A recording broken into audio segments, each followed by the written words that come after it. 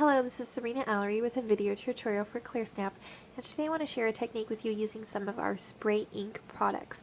We have the Stephanie Barnard sprays, the new Color Rock spritzers, which coordinate with the archival dye ink line, and then for some shimmery color, we're adding some smooch spritz in there as well.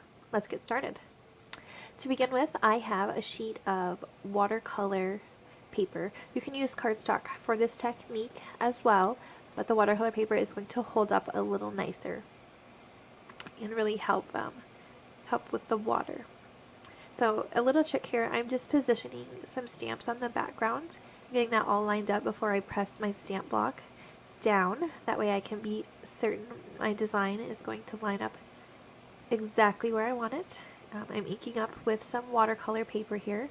With some watermark ink, and I'm pressing that onto the background to help your design pop, and so we can see what we're doing here. When we add some more stamping, I'm going to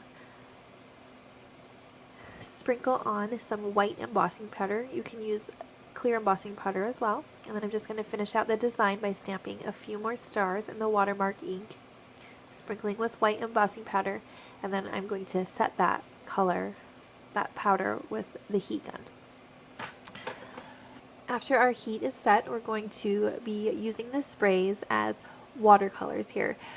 I kind of like to think of the sprays as reinkers. You can use them with the same sort of techniques that you can with reinkers. If you don't have reinkers, this is a great alternative product that you can use. So what I'm doing here, I've got a couple shades of spray just on a disposable paper plate. We have Banana from the Stephanie Barnard sprays, and then Ginger Snap.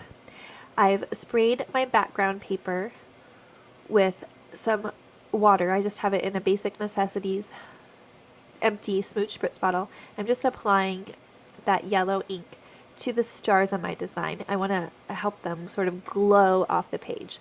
And with that wet paper, the color just kind of spreads and takes on a life of its own.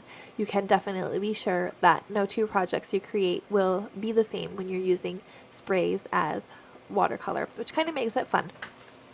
I got a few more shades of blue here to create that starry night sky.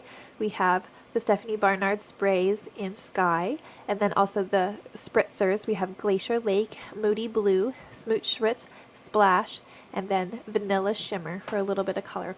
You're going to apply that with a paintbrush, and what you'll end up is something that looks very similar to this background here.